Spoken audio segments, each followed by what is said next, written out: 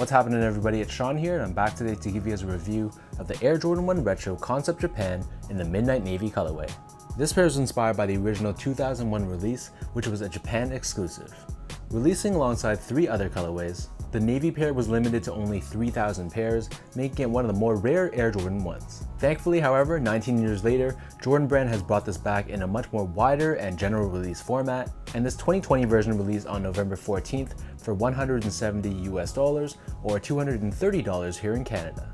The official colorway for this shoe is white, midnight navy, and metallic silver. If you guys haven't seen my previous Concept Japan Jordan 1 review for the Tokyo or silver colorway, I'll add a link to that video down below. For this pair, however, this is much more of a conservative and reserved color scheme, and it's one that I actually really like. So taking a deep dive into this shoe, the base layer of the sneaker, this is constructed using this white colored tumbled leather. This leather has a really good quality to it. You can see the grains of the leather, and across the toe box we have these perforations found throughout. Surrounding the outer edge of the toe box, this is covered in this navy blue colored nubuck, and this nubuck runs up the center of the shoe as well, covering the eyelids. Beneath this we have more of that tumbled white leather, and then stitched on top of this we have this metallic silver colored Nike swoosh. The top of the ankle collar area, this is covered in more of that white leather, and then beneath this we have the blue nubuck, and then found on the lateral side only, we have the Air Jordan Wings logo, which is done in this jeweled fashion. Rounding out the upper, we have more of that navy blue colored nubuck surrounding the bottom of the back heel. For the laces, so these are not like your typical Jordan 1s, these come with this oval shaped lace in this navy blue color. If you're not a fan of the oval shaped laces, they do give you a secondary pair of white flat laces, but I want to keep the look OG, so I'm going to keep these oval laces on it.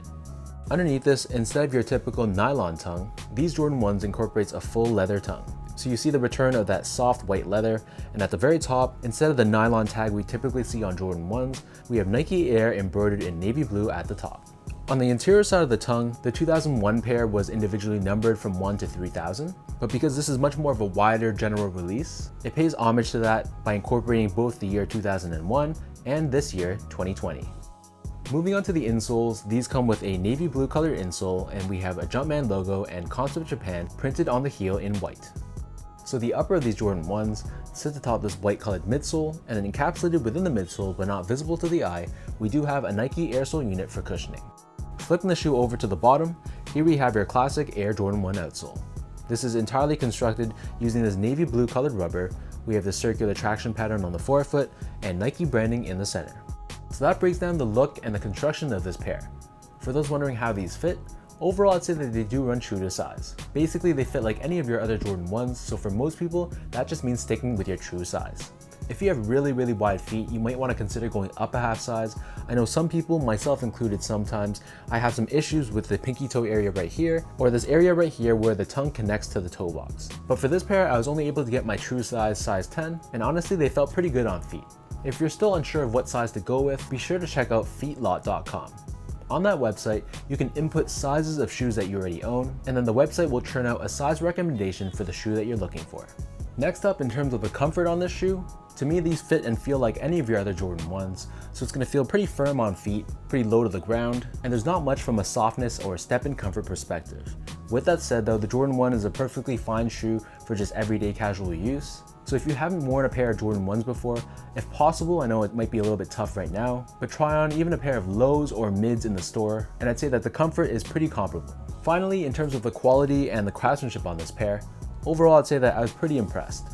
Specifically, this white leather that they use has a very nice softness to it, and holding the shoe in hand you can really tell that there's a decent quality to it. The navy blue nubuck, however, is pretty standard, nothing too amazing but nothing bad either, and all in all it was a pretty well put together shoe and a pretty good job by Jordan Brand.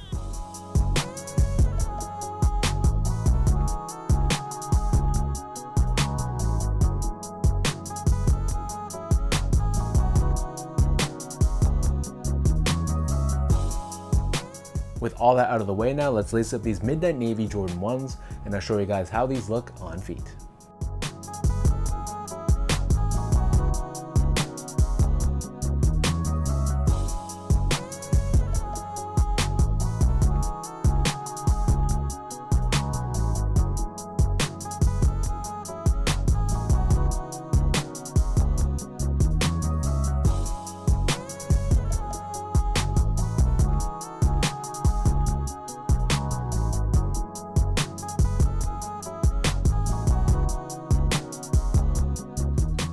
Overall, this is a really beautiful colorway, and while I typically don't like when Jordan 1s are changed from how they normally are, for example the oval shaped laces and the leather tongue, the fact that this is paying homage to that 2001 release, that's something I can get behind.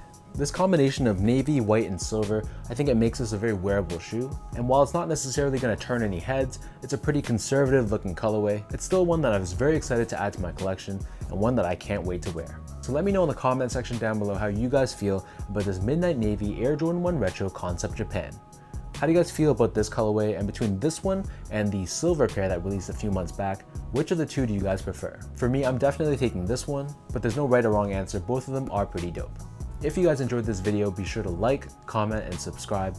Give me a follow on Instagram at sco8, check out my Twitter account at sean.go, and visit my website at seango.ca.